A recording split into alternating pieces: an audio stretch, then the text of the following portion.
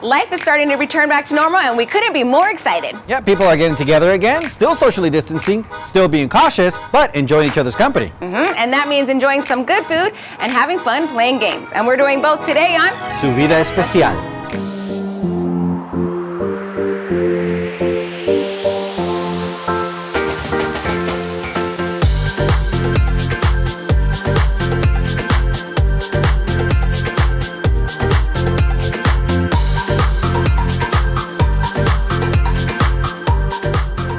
Welcome to Suvida Especial. I'm JR Cardenas. And I'm Vanessa Ramirez. And today we're talking about the games people play and food. I mean, those go together, right, JR? Vanessa, when you play sports the way I do, you develop an appetite. And by the way, when have we needed an excuse to eat food? Never, and we're at the perfect place to do so. Eric's Family Barbecue, located in the West Valley in Avondale, Arizona. Best Texas-style barbecue just north of the Rio Grande. Well, we can't wait to show you, but first we're going to give you a preview of an incredible coming attraction for anyone that loves sports. My name is Chad Miller. I'm one of the principals and CEO of Legacy Sports USA. We're standing at the future home of Legacy Sports and Family Entertainment Park here in Mesa, Arizona. The original concept came from Randy Miller, who is my father. We were talking 4 soccer fields, 4 softball fields, and maybe a small bar restaurant on the site. That vision has continued to evolve to what it is today. It is now a 320-acre family sports entertainment park that's $250 million, which is the largest family sports entertainment park in the country of its kind. The whole vision behind Legacy Park was to really give back to the community first and ingrain ourselves and partner with local club organizations and these types of youth sports movements. So we're very fortunate to have organizations such as Altitude Volleyball, Elite Basketball, Rush Volleyball, Arsenal Soccer Club, and a countless number of others. These clubs now have a world-class facility to call their own, and we're very fortunate to partner with them and have these clubs be powered by Legacy. This facility is open to anybody and everybody, so all different clubs from not only the state of Arizona, but throughout the country and even the world can utilize Legacy as their future home. We offer a world-class esports multi-use gaming facility, which is unbelievable. So not only if you're a gamer, but you also love the traditional style of maybe a Dave & Buster's or Fat Cat Center, we have something like that here for you as well. We also have one of the largest pickleball facilities in the Western United States. 41 pickleball courts, including a stadium and championship pickleball court. Unbelievable the types of events that we can host with pickleball, which is the fastest growing sport in the country. We have organizations who have partnered with us that are, using our facility for their tournaments from California, Texas, Washington, New Jersey, Florida, Chicago. We even have several from South America, several from England. Really, this vision goes far, far beyond just Arizona. In year 1 of operations, we'll actually be driving over 5 million people through this park, which will make us the second most touristed destination spot in the state of Arizona, behind only the Grand Canyon. We really want to encourage everybody to come out and explore all the wonderful amenities and everything that we have to offer. So if you don't play sports, that's okay. Come out and enjoy one of our fabulous other things that we have here, and I promise you'll be leaving with an experience that you've never gotten anywhere else.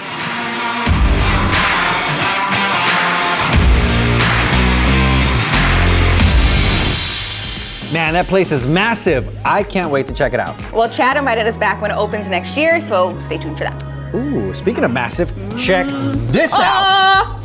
Oh my goodness. We have turkey here and sausage, and what else, JR? You got pork. These are the dino ribs right here that you can have. Brisket. You've got your choice of complimentary breads, jalapenos, onions, pickle. You got mac and cheese, and the best sauces just east of the Netherlands. Oh my goodness, this mac and cheese is mine. Don't go away, we'll be hitting the links when we come back. Sausage links? Nope, not that kind, and not the kind you're thinking of either. Oh, well, I'm thinking about these, baby. Cheers. Suvida is brought to you by Chicanos por la Causa. Join the cause for change. Hey, welcome back to Suvida Especial. We're talking about the games people play. Like dating games? No, Vanessa. Like games you play at your favorite barbecue place, Eric's Family Barbecue in Avondale, Arizona. Okay, so in case you were wondering who this genius is that created all of this juiciness, this mesquite, this deliciousness, this everything, well, he's Eric Tenori. And the truth is, he was an engineer whose passion for Texas-style barbecue got out of hand.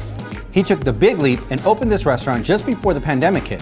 Timing is everything, isn't it? Fortunately, Eric's Family Barbecue not only survived, but thrived. Proof that if you give the people what they want, not even a pandemic can hold you back. You know what else people wanted? The opportunity to play golf and throw a disc at the same time, hence disc golf was born. Ooh. You know there's even pros? What? Yeah. Disc golf exploded in the last year because of the pandemic. Everybody wanted to be outside and kind of play a sport and be active.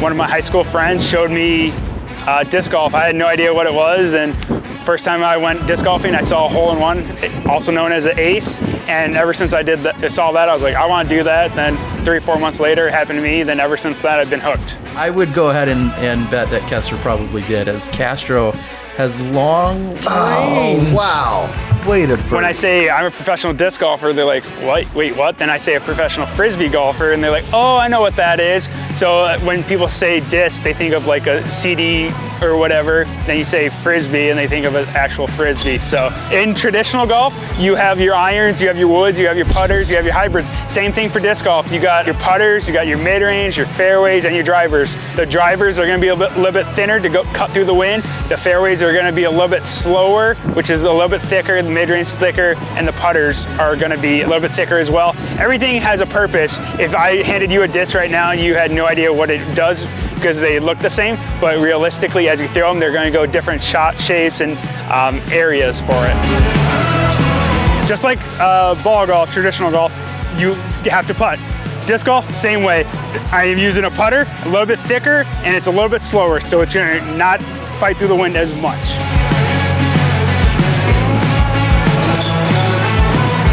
It's definitely worth playing, and it's a good exercise. My first summer, I lost 100 pounds playing disc golf. It wasn't even the goal, the plan. I just was addicted, and lots of walking and exercise. And definitely invite all you guys watching this to go pick up discs anywhere. I think you'll be hooked by the flight just like I did right away.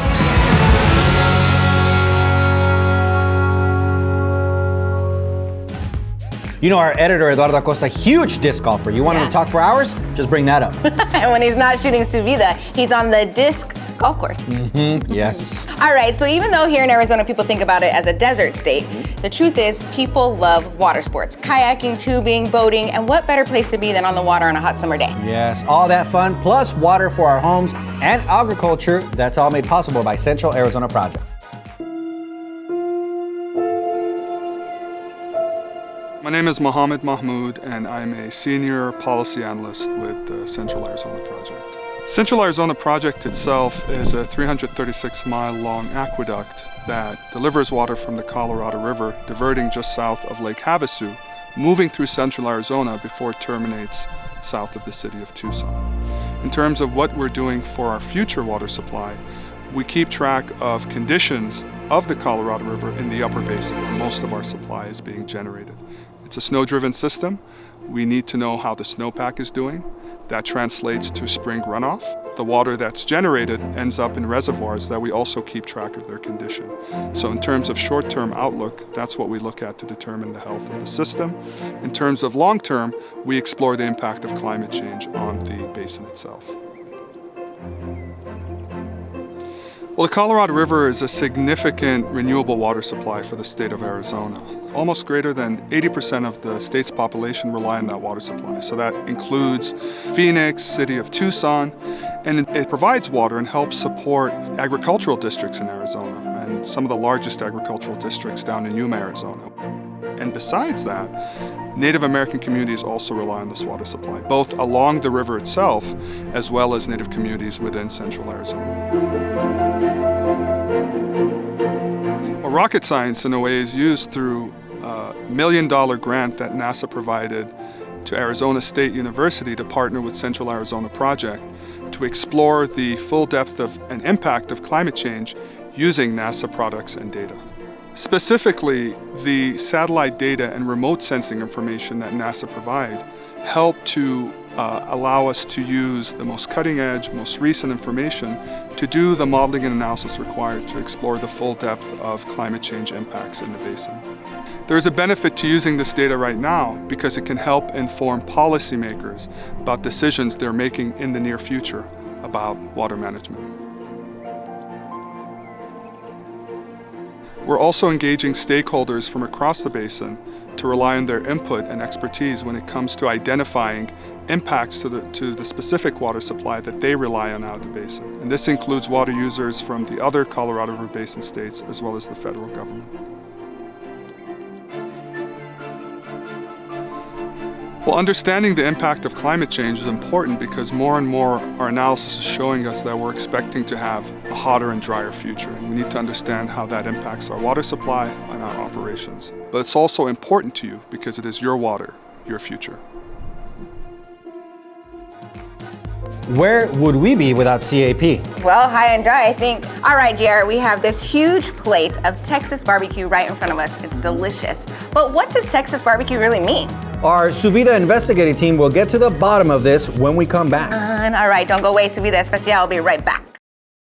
Hey, welcome back to Suvida Especial. I'm Vanessa Ramirez. And I'm JR Cardenas, and today we're at Eric's Family Barbecue in Avondale, Arizona. So Eric's is home to the Texas-style barbecue, and some say it's the best in Arizona. But what does Texas-style really mean?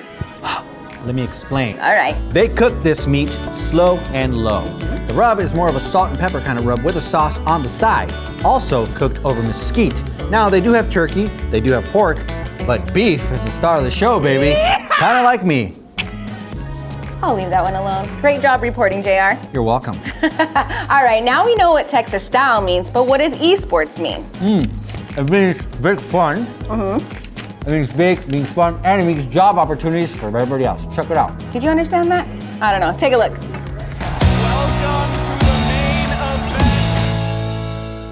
Esports is the competitive element that comes with video games. We all know video games are wildly popular. A small portion of people who love video games really want to compete and see who the best is. And they've really flourished in the last few years with just internet technology improving, games improving, and now there's this whole entertainment aspect that comes to esports. So people are playing competitively in a community environment and being entertained. Yeah, in 2015, we saw an opportunity to build something that would be really special and unique to UCI that built upon the strengths of our university. We had a really thriving gaming community that had just been ranked the #1 school for gamers by College Magazine. Our clubs were winning major tournaments. They were hosting wildly successful events. Our faculty were teaching and researching video game design. So we were the first public university to create an official esports program or department, and one of the first programs just in North America overall. Our esports program has 5 pillars. We compete with coaches and scholarships and great teams. We support academics and research, so we engage with our faculty and graduate students to advance what we know around humans and technology. Third pillar is around community, making the world a better place, improving behavior, pushing for diversity and inclusion. Fourth pillar is around entertainment, creating great content online, hosting live events. Our fifth pillar is around careers and helping people get where they want to go after their UCI career. I think sometimes people underestimate just how many disciplines are involved in the esports industry. It's not all about playing, it's not all about game design, and the things that you see on the screen. Like, we have so many interns that are involved that are working on like digital content, streaming, journalism, managing teams. They're doing marketing, social media management. Pretty much any discipline you can think of, there's a way to do that within the esports industry. I don't play like sports or anything, so video games is kind of like my way to be in a team environment and to be a competitive player. I think being on the team has really taught me or given me a lot of skills, just like personally. Time management is probably a big one. I don't think I would be this organized if I didn't have to balance being on the team and all my schoolwork. We want to be a well-rounded program. We want to be valuable for our students. We want to still compete at the highest levels, but that isn't like the sole thing that we focus on. We want to focus on our students graduating and getting good jobs. We want them to have really valuable experiences as they are, going through their college life. Well, I would say there's a huge opportunity when you validate somebody's passions, and we know that 90+% of young people are playing video games. So they're very important to our world right now. When we say you are not just welcome, you're not just allowed to exist, we're going to encourage it. We're going to put you in a structured environment. We're going to teach you how to play the games at the highest level. We're going to talk about balance and nutrition and sleep and team dynamics and mental health. And we're going to help you be the best player you can be. So next time you think your kid is playing a little too many video games, they might just be preparing for an amazing career. And speaking of amazing, check out these sides here at Eric's Family Barbecue. So here's a fun fact, Eric. Go. Anthony, Eric's business partner, actually went to culinary school after the military and came up with these recipes. Ooh. What do we got? Well, first off, you got the Mexican corn. It's elote. You got coleslaw with a lot more spices than you would normally get anywhere else. And you can't forget the pork and beans, frijoles con puerco. Oh, and we can't forget about the burger either. Ooh, Far West burger. And they have the other one, but I don't ever order that one. I only order the Far West. It's delicious. Yes, it is. Hey, two things I never get tired of. Me? Okay, food and baseball. Hey, boys, come on. Take one now. Who's sitting now, boys? You got the book. I got it. I'll take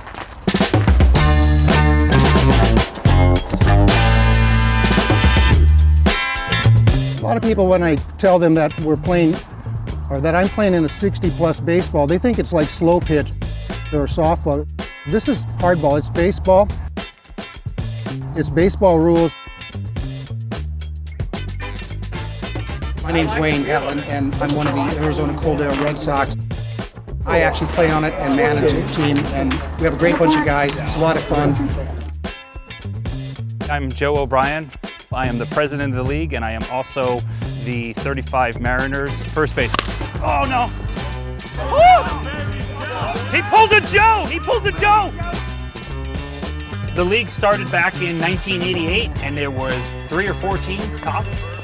It has grown now in 2020 to 48 teams. We have an 18, a 35, 45, and we also have a 60-year-old division. Jim Botton's DH and batting Hey, 8. guys. Bill Hancock, Good. DH and going to pitch some, batting 9. I'm probably the oldest at 82. Most of the guys are going to be in their 60s. You're going to have some guys in the 70s. Everybody just trying to do the best that he can with whatever skills he has left at this stage in his life. I'm Ernie Barton. I'm the manager of the Arizona Rangers men's 16 over baseball team. I'm also a board member, have been for about 15 years. Been playing in the league for about 30 years. This is a sport that we started playing when we were 10, 12 years old, and we just love it so much we just can't get enough. Attaboy, Orlando! Luckily, we have men's senior baseball league that can provide us the opportunity to continue to play this sport that we have such a passion over. I love playing with these guys. These guys are just super, super fun. The banter. You got a runner naturally because you're slow. So. Hi, my name is. With our group, it's like kind of something special. It's really a lot of fun. Thanks for coming. Let's have a fun Tuesday. Hey, Mariners on 3, guys. 1, 2, 3. We get to keep living the dream, you know. Baseball doesn't stop after high school or college anymore.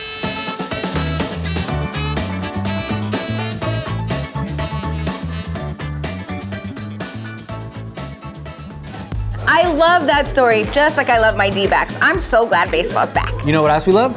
Hockey. And dessert. And not necessarily in that order, Yeah. but we'll have both when Suvida Especial returns right after this. Hey, welcome back to Suvida Especial. We're on my favorite part of the meal here at Eric's Family Barbecue, and that is... Dessert. We love this. Go ahead, tell us about it. Okay, so Anthony's wife, Casey, developed this delicious banana pudding, and it's amazing. It doesn't matter even what's in it. It's just so good. So when you play hard, you get to earn all the dessert you want guilt-free. Just like the Kachina Girls Hockey League. They're earning all this dessert and more.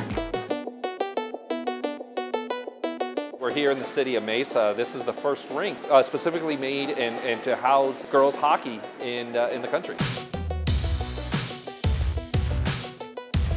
We're really, really proud of the Kachinas program. It's our youth girls hockey program. It really is something that really allows young girls here in our market to really fulfill their passion around the sport, to really come out and have fun, enjoy. And one thing that as someone new to this role, someone new to this market, I've been really surprised at how big a youth hockey market, and particularly girls hockey market it is. This is the #1 growth market for young girls. It's #3 for boys. And the Cachinas program is really one of the most successful programs in the country, especially here in this rink in Mesa. It's not just Cachinas that we're behind, but it's little howlers, which is our little young guys. It's our second stride, which are folks who are a little bit more experienced. It's our growlers program, which I've been asked to participate in, which is our adult league and our Learn to Play program, which just lets people learn to play, get on the ice, learn the basics, learn how to skate, learn how to hold a stick,